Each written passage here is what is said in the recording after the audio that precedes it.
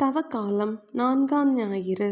இன்றைய தவக்கால சிந்தனை பார்வையில் பரிவு கொள்ள என்பதாகும். தவக்காலம் என்பது மாபெரும் அன்பின் காலம். மனித வாழ்க்கை தன்னலத்தின் இருட்டிலிருந்து வெளியேறி வண்ணங்களாக ஒளி பெற வேண்டும் என்றால் நம் பார்வையில், செயல்களில் பரிவு எனும் குணநலன் வேண்டும்.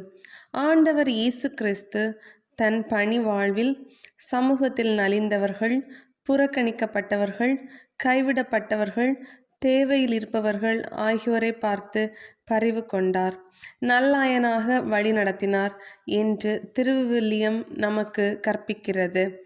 புனித லூக்கா நற்செய்தி 10ஆம் அதிகாரத்தில் கள்வர் கையில் அகப்பட்டவரை பார்த்து அவ்வழியே வந்த சமாரியர் பரிவு கொண்டார் என்னும் செய்தியை கூறுகிறார்.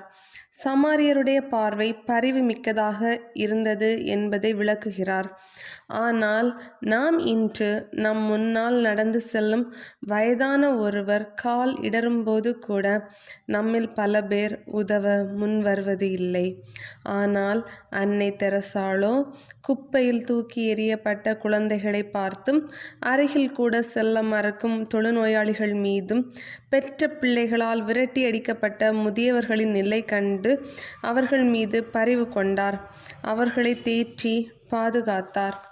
உலக செல்வத்தை பெற்றிருப்போர் தம் சகோதர சகோதரிகள் தேவையில் உழல்வதைக் கண்டு பரிவு காட்டவில்லை என்றால் நம்மிடம் கடவுளின் அன்பு எப்படி நிலைத்திருக்கும் என்று புனித யோவான் தனது முதல் திருமுகம் 3ஆம் அதிகாரம் 17ஆம் இறை வார்த்தையில் கேட்கின்ற கேள்வியை நாம் நமக்குள் கேட்டு சிந்திப்போம்.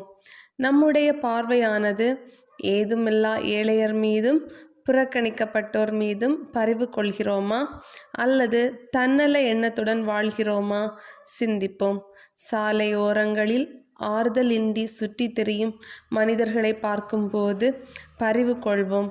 நம்மால் இயன்ற உதவிகளை செய்வோம். அவர்களுக்காக இறைவேண்டல் செய்வோம்.